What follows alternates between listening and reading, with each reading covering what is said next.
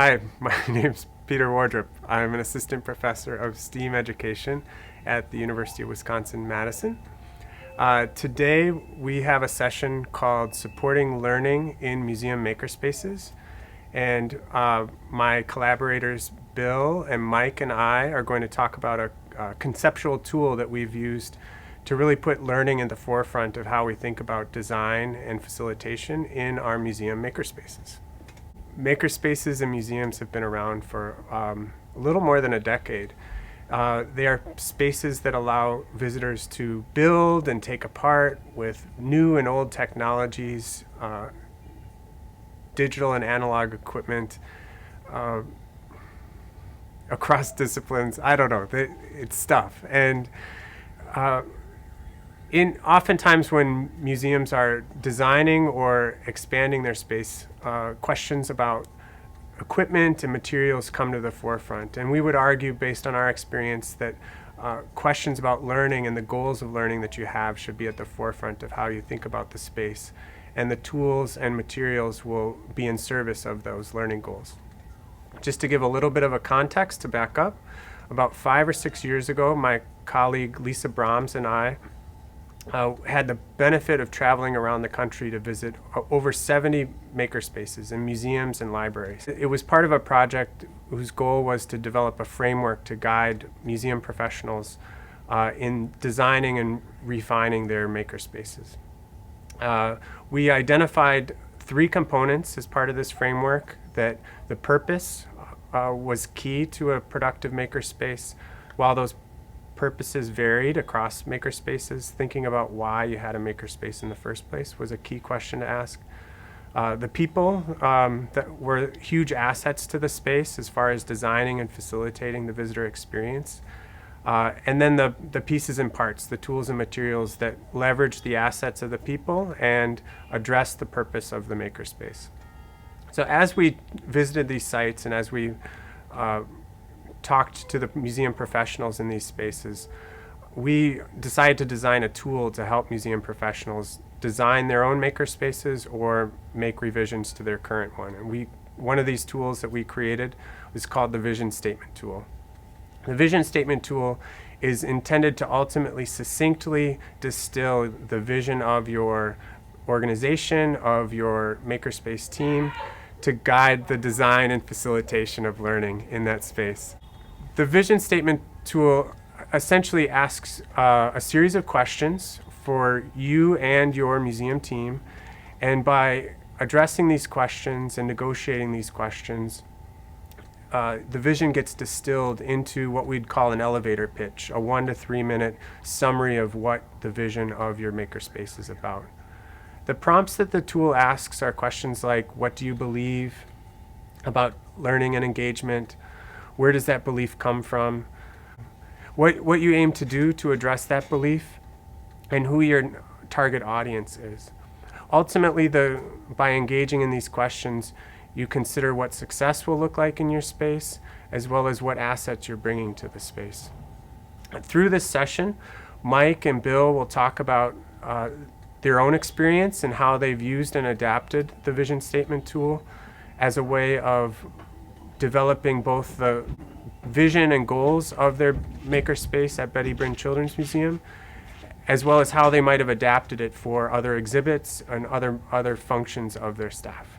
So what the visioning tool taught us, but also sort of allowed us to share with others, is a way to succinctly articulate what it is you're trying to accomplish, why you're accomplishing it, so that you can then take that and have a tight little presentation for anyone that comes. You're not going to deviate from message. You're going to have shared message with everyone in your department who's attempting to accomplish the same thing. And that's sort of been a game changer in a number of facets with the museum.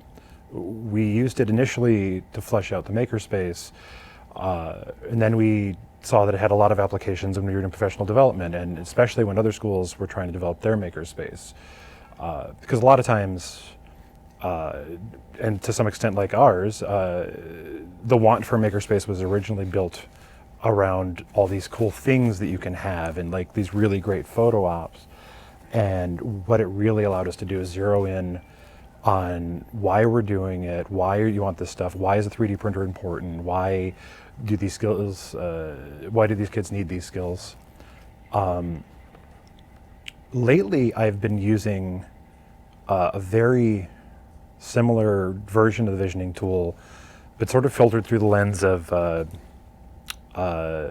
Nina Simon's book, The Art of Relevance, and some human-centered design language. Traditionally, the way that we went about developing specifically exhibits, but to some extent programs, was a sponsor would come to us, and they were very excited about what they wanted. They had a clear vision, and of course, it very much featured maybe their product or what they were interested in or an initiative they were a part of. What the visioning tool allowed us to do was to flip that and show them what the community that was coming actually needed.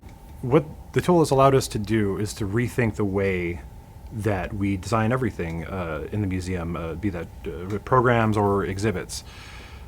Now we really don't start projects without going through some sort of visioning process where we're really thinking about who is this for, what will they benefit, why are we even doing this, are we the right people to do this? Currently, I'm using it to develop a mobile experience for the Betty Bryn. We are going to be going out next year with a relatively large truck packed full of museum experiences and exhibitry. And we haven't even gotten to the fun part yet because we're still in the who's this for, should we be doing this, who would benefit from it, what do people actually need portion, which I think the visioning tool has been great at helping us sort of figure out. Hi, I'm Bill Paraso, and I'm the Director of Education at the Betty Bryn Children's Museum. I've been here a little over 6 years, and in that time have done a lot of messing up, mess making, and learning from the kids as we're all learning together on making things. I mostly live in this makerspace that we're sitting in, and what happens day to day is always different and changing. So this visioning tool has been really useful when we run into everyday interactions with our visitors. Often there's a lot of questions of what is this space? What's it for? What kind of learning is in here? Is this the art room or the craft space? Is it for science? And it's all of those things, and it changes every day. So we needed to come up with a way to explain that to our visitors in a really quick way because we don't have a lot of time. It's going to look different day to day depending on the week or the theme or even the people that are in here. We have to change and alter on our toes and respond to our visitors. Sometimes it's experiments, sometimes it's making projects with real tools and real materials, sometimes it's collaborative art. And this happens inside our museum and outside it. Something that broad, we've been running into some problems where everyone's asking, what is it that you do? And when we do so much stuff, we need a clean, quick way of saying it. Even though that we know what we're doing, how we're messaging it people could be a little confusing. So this tool's been really helpful. When we have 4 staff working together, sometimes our message is a little different. And so we use this tool to put together a unified statement. And this also helps us plan for future projects, and also when we collaborate, we have a base understanding of what we're going to do.